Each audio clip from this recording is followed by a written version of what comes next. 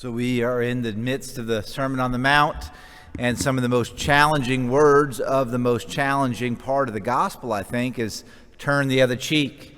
Someone strikes you on one cheek, turn the other.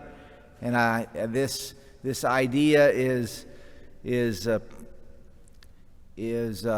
difficult. I mean, just that simple. It's difficult. And yesterday, I mentioned in my sermon about St. Paul says to us in his letter to the Romans that the cross is proof of God's love. It's proof. And that's a powerful line in the gospel. The cross is proof. It proves God's love for us.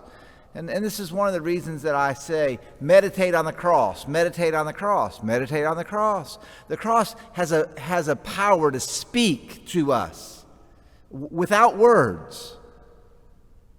When we look at the cross and we think about what's happening on the cross is Jesus is turning the other cheek. That's what's happening on the cross. And when he tells us to come follow me, and he says you need to turn the other cheek, do not here be a doormat. Do not here let people pick on you and take advantage of you. That is not what it means. What it means is there will come a time in your life when you will be able to, from the love in you, that you will be able to take some difficulty, some trial, some tribulation, even a slap on the face, and you will be able to absorb that, and it will be a testimony to the world around you, like the cross is.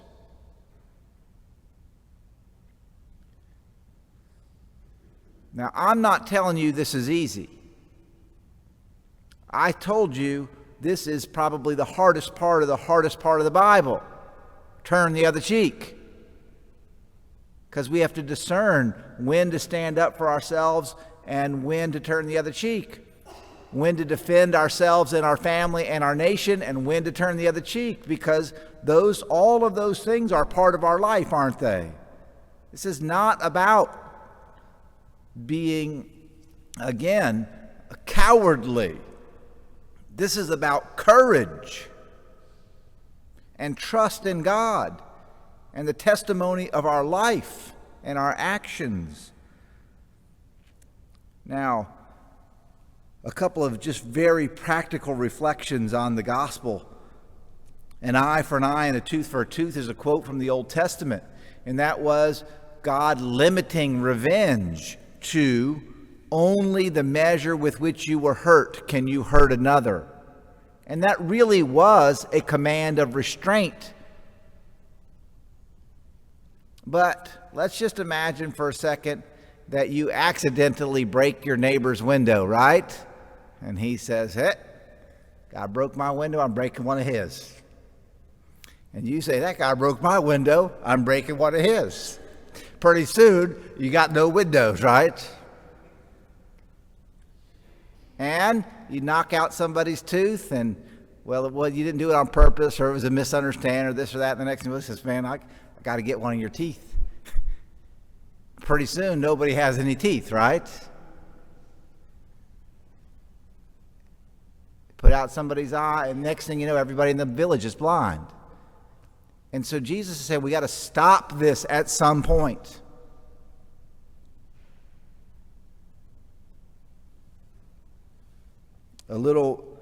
Maybe just a little interesting historical tidbit here is the Roman army comes into Bay St. Louis and says, you and you and you pick up a load and carry it.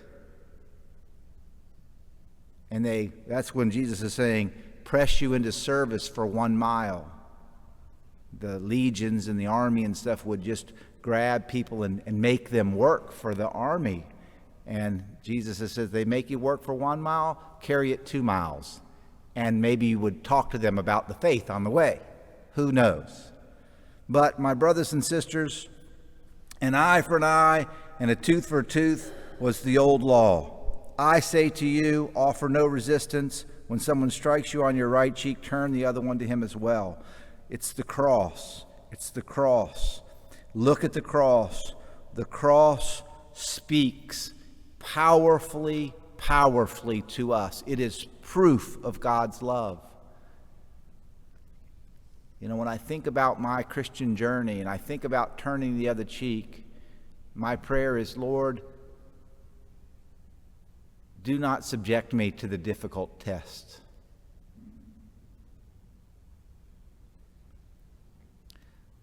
Lead me not into temptation. Deliver me from the evil one.